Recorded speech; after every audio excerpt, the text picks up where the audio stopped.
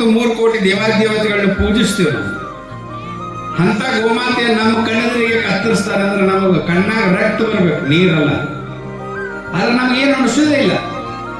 ಒಬ್ಬಕ್ಕೆ ತಾಯಿ ಒಂದು ಮಗು ನಡೆದ ಮೇಲೆ ಬೇಡ 1 ವರ್ಷ ಬೇಡ 2 ವರ್ಷ ಹಾಲು ಕುಡಿಸ್ತಾವ. 2 ವರ್ಷ ಹಾಲು ಕುಡಿಸಿ ತಂದೆ ತಾಯಿನ ನಾವು ಕಾಟದ ಮೇಲೆ ಇಟ್ಟು ಕೇರಿನ ಕೈಕಾಲು ಒತ್ತತ್ತೀವಿ. ಒಂದು ಆಕಳ 20 ವರ್ಷ ಹಾಲು ಕುಡಿಸ್ತೈತಿ. 20 ವರ್ಷ ಹಾಲಾದ್ರೆ 10 ಪೀಳಿಗೆಗೆ 10 ಮೊಮ್ಮಕ್ಕಳಿಗೆ ಹಾಲು ಕುಡಿಸ್ತೈತೆ.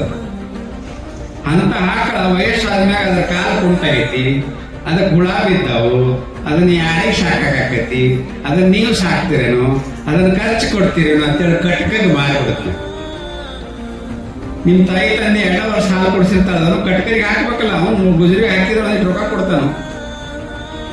ಆಕಳ ಪುಕ್ಕಟ್ಟು ಬಂದಿರ್ತಾನೆ. 33 ಕೋಟಿ ದೇವಾದಿಗಳನ್ನ ಪೂಜಿಸುವಂತ ಪವಿತ್ರ ನಮಗೆ ಆಕಳ ಕೊಡ್ತೈತಿ, ಗೊಬ್ಬರ ಕೊಡ್ತೈತಿ, ಹುಳಕ್ಕೆ ಎತ್ತ ಕೊಡ್ತೈತಿ, ಸಗಣಿ ಸುಟ್ಟಕ್ಕೆ ಇವತ್ತೇ ಮಾಡ್ಕೊತೀವಿ, ರೊಟ್ಟಿ ಬಯಸ್ಕೊಂತೀವಿ, ಹಣಿಮ್ಯಾಗ ಇವತ್ತೇ ಹಚ್ಕೊತೀವಿ, ಅದ್ರ ಹಾಲು ಕುಡಿತೀವಿ, ಅದ್ರ ಗಂಜಲ ಕುಡಿತೀವಿ, ಅದ್ರ ಪಂಚಧಾತು ಕುಡಿತೀವಿ, ಪಂಚಾಮೃತ ಕುಡಿತೀವಿ, ಪೂಜೆ ಮಾಡಾಕ್ಬೇಕು, ಶಾಂತಿಗೆ ಬೇಕು, ಮನಿ ವಾಸ್ತು ಶಾಂತಿ ಕಾಲಿಡಾಕ್ಬೇಕು, ಯಾವ್ದಾರ ಒಂದು ಮಾಡಿದ್ರೆ ನೈವೇದ್ಯ ತಿನ್ಸಿ ಹಾಕ್ಬೇಕು, ಸತ್ತ ತಿಥಿ ಊಟ ತಿನ್ನೋ ದಿಕ್ಕಿರಂಗಿಲ್ಲ, ಆಕಳಿಗೆ ತಿನ್ನಿಸ್ತೀವಿ.